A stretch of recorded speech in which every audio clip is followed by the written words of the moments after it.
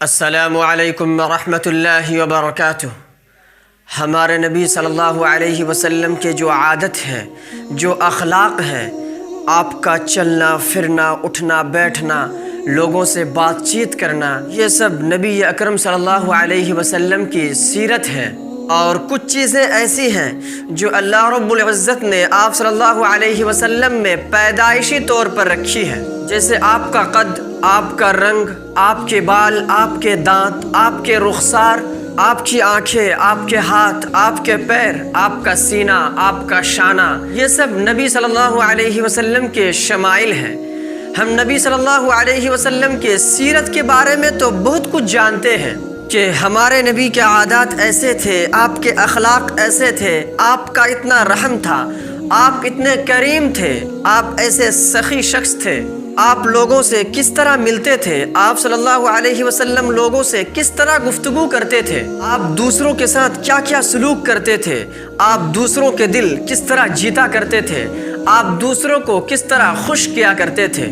آئیے ہم اس وقت جانتے ہیں کہ ہمارے نبی صلی اللہ علیہ وسلم ظاہری شکل و صورت میں کیسے تھے۔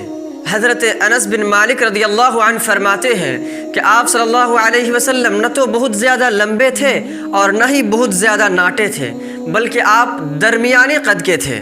لیکن آپ کا یہ معجزہ تھا کہ جب بھی آپ کسی مجمع میں چلتے اور بہت زیادہ لوگوں کے بھیڑ میں آپ تشریف فرما ہوتے تو آپ ان لوگوں میں سب سے قد آور دکھتے تھے۔ آپ کا رنگ بالکل چونے کی طرح سفید نہیں تھا، بلکہ آپ کا رنگ وہ سفیدی تھا جس میں سرخ مائل ہو۔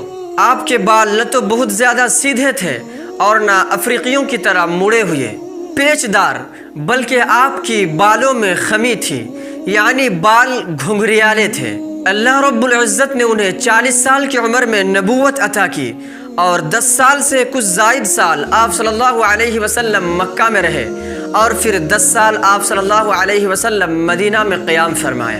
اور جب آپ صلی اللہ علیہ وسلم کی وفات ہوئی تو آپ کی عمر مبارک اس وقت 63 سال تھی، اور حالت یہ تھی کہ آپ صلی اللہ علیہ وسلم کے سر اور داڑھی مبارک میں 20 سے زیادہ بال سفید نہیں تھے۔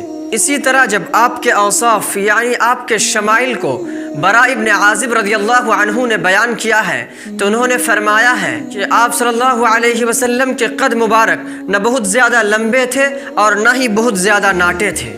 آپ کے دونوں شانوں کے درمیان فاصلہ تھا، یعنی ایسے نہیں تھے بلکہ آپ کے شانے پھیلے ہوئے تھے۔ آپ کے سر کے بال دونوں کانوں کے لو تک آئے ہوئے تھے، یعنی سر کے بال ادھر سے اٹھ کر کانوں کے لو تک آئے ہوئے تھے۔ آپ کا جوڑا سرخ تھا، یعنی سفید جوڑا میں سرخ دھاریاں لگی ہوئی تھی۔ میں نے اس پوری کائنات میں سب سے زیادہ حسین اپنے محبوب سید الاولین والآخرین حضرت محمد مصطفیٰ صلی اللہ علیہ وسلم کو پایا۔ یہی براء ابن عازب رضی اللہ عنہ ایک دوسری روایت میں فرماتے ہیں کہ میں نے جتنے لوگوں کو سرخ جوڑوں میں دیکھا، میں نے جتنے لوگوں کو لمبے بالوں میں دیکھا، کسی کو بھی پیغمبر صلی اللہ علیہ وسلم سے زیادہ حسین نہیں پایا۔ آپ کے سر کے بال آپ کے شانوں کو چومتے تھے، یعنی بالوں کی لمبائی شانوں تک تھی۔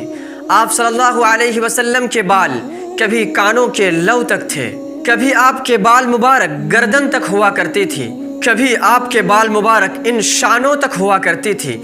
جب بھی جن لوگوں نے بھی آپ صلی اللہ علیہ وسلم کو جس حالت میں دیکھا ہے اسی حالت کو انہوں نے بیان کیا ہے۔ آپ کا وجود مبارک، آپ کا جسم مبارک نہ بہت زیادہ لمبا تھا اور نہ ہی بہت زیادہ ناٹا تھا۔ آپ درمیانی قد کے تھے، یعنی ہمارے نبی صلی اللہ علیہ وسلم حسن صورت اور حسن سیرت دونوں کے مجسم تھے۔ آپ جیسا حسین اس دنیا میں کوئی آیا ہی نہیں، آپ سے اچھی سیرت والا نہ تو کوئی اس دنیا میں تھا اور نہ ہوگا۔ آپ صلی اللہ علیہ وسلم کو اللہ رب العزت نے واحد اور منفرد شان والا بنایا ہے۔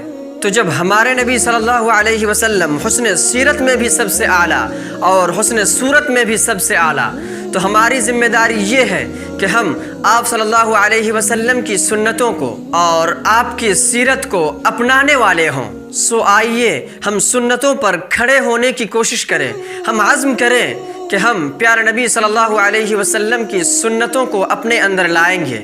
سو آئیے آج ہم ایک سنت زندہ کریں، مسواک کی سنت۔ جب بھی ہم وضو کریں، جب بھی ہم سو کر اٹھیں تو مسواک کریں۔ ایسا نہ ہو کہ ہم نبی صلی اللہ علیہ وسلم کی سیرت کو اور نبی کے صورت کو جان لیں اور یہ جاننا ہمارے علم تک ہی محدود رہے، بلکہ آپ کی سیرت ہماری زندگی میں بھی آئے، ہم مسواک کرنے والے بنیں اور نبی صلی اللہ علیہ وسلم کی سنتوں کو زندہ کرنے والے بنیں۔